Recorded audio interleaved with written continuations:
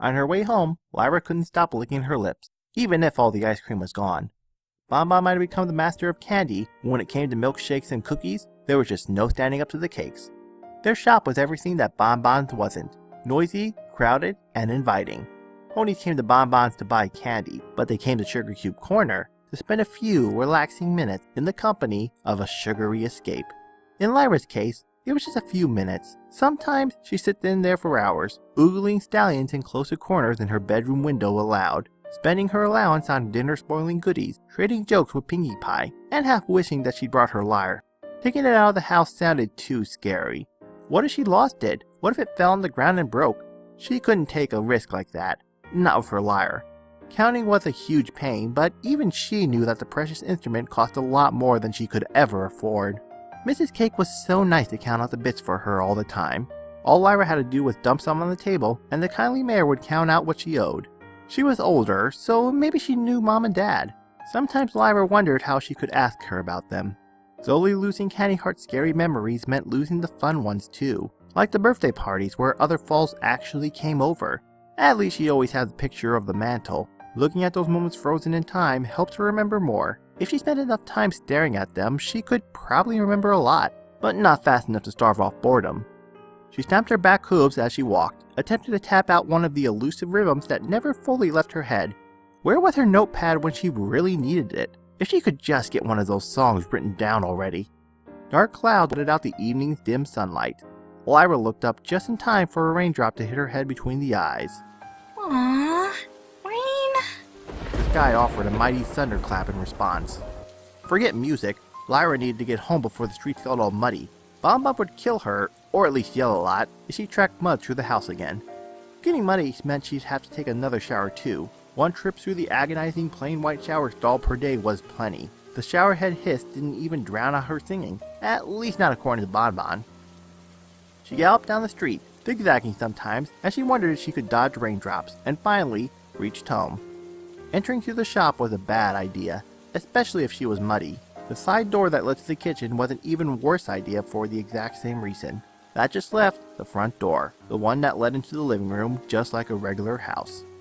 She came to a halt on the front door, safe under the awning and barely wet at all. She stuck out her tongue, first to mock the weather, and then to try to catch stray raindrops. Neither worked very well. Thunder boomed again, and her original get inside really fast plan came to mind.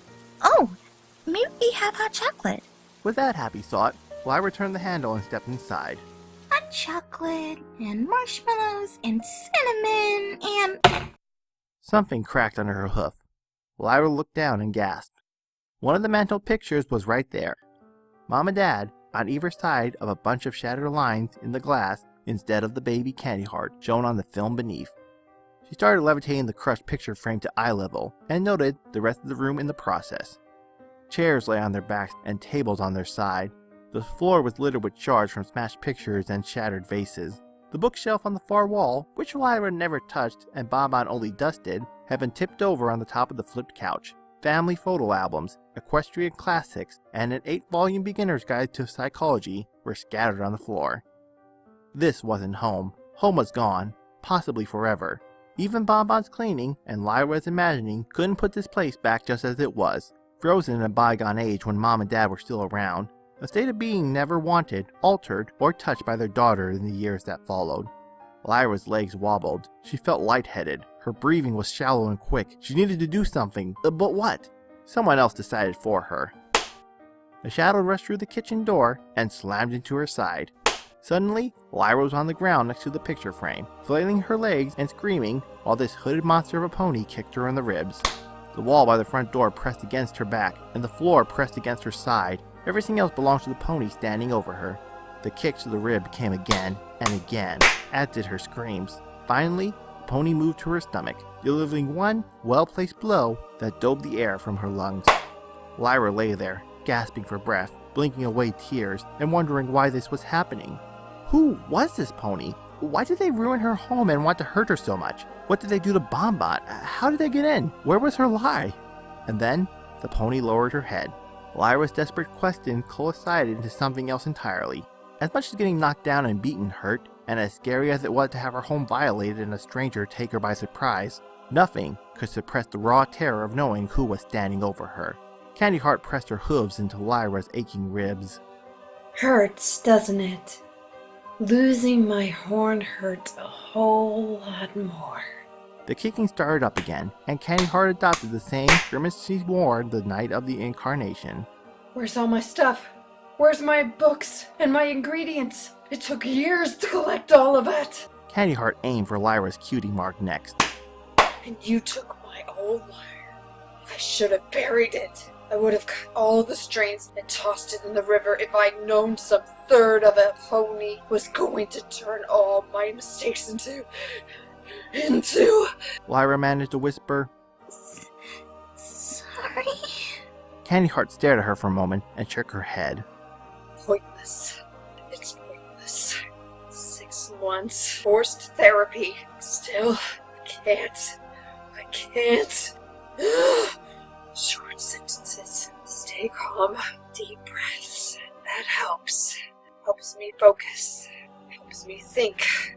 Lyra wanted nothing more than to run up to her bedroom, bolt the door, and strum the lie until everything was happy again. Except things wouldn't be happy again. They couldn't.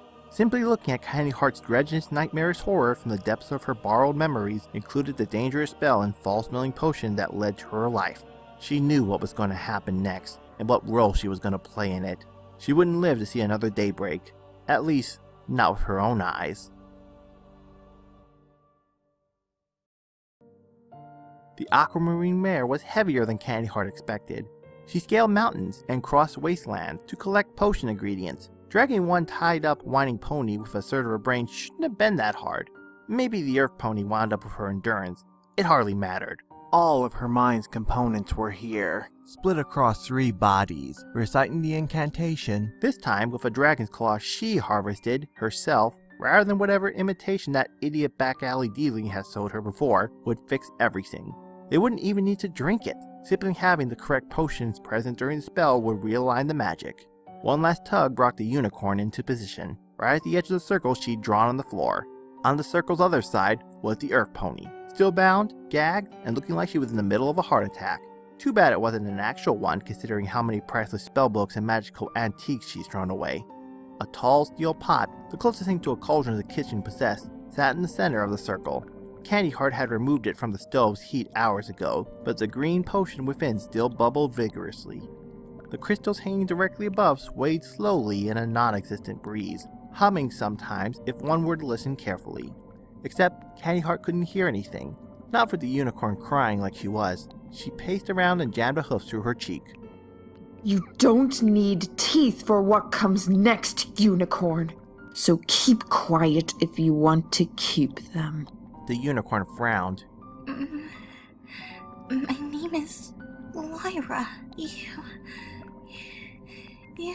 Candy Heart pressed down until Lyra's shrill voice became a whimper. You don't deserve a name. You and the Earth Pony are just accidents, byproducts of the incarnation going wrong. How do I know that? She leaned down and bellowed into Lyra's ear. Because I've been struck staring at the formula ever since. It's on every wall, every ceiling, every piece of paper. And tonight, we're going to fix everything.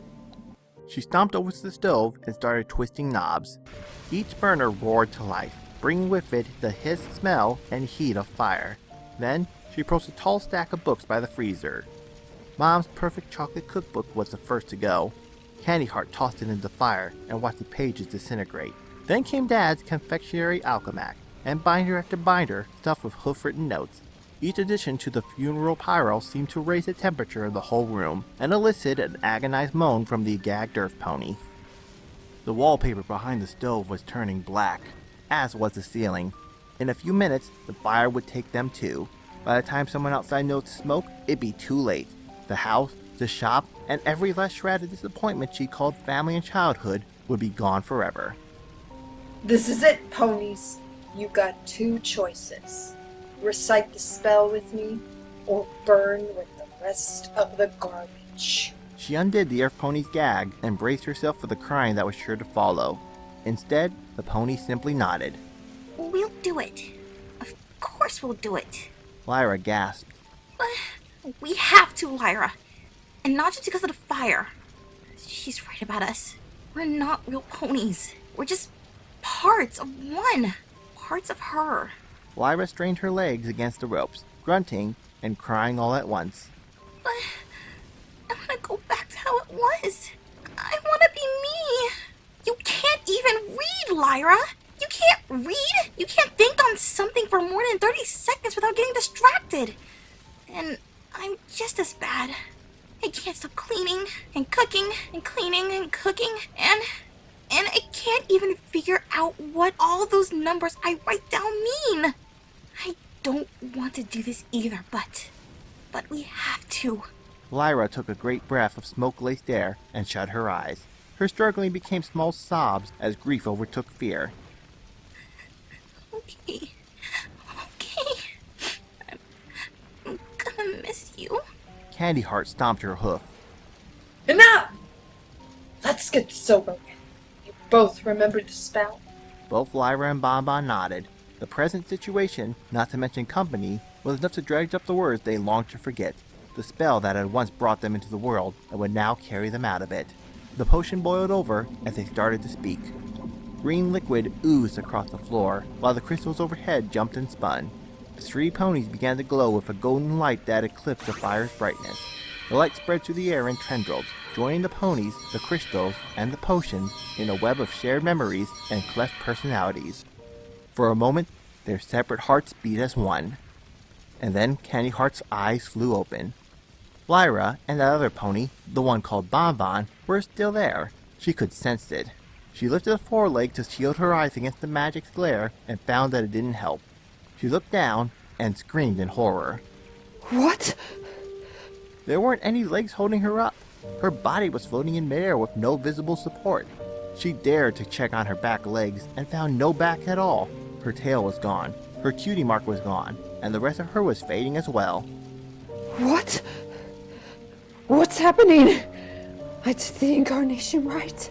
I know I did. You did. Bon Bon shouted. Anything less than that wouldn't have been audible over the fire. Then why am I? Because you're the impurity. You're what the spell was trying to get rid of. Lyra chimed in next, her chipper voice devoid of its previous anguish. I can see it now. Oh wow, can I see? You stopped midway through the spell last time, and that's why you split into 3 ponies. The 2 of us have been growing and getting better this whole time, but you're just the same old mean pony you were before. All the good stuff inside you made us, and now that's all that's gonna be left. Candy Heart attempted to rear up on her non-existent legs and instead crashed to the floor. That's impossible! She shrieked. I'm better than all the ponies in Equestria put together. And as soon as I find my talent, my real talent, I'll prove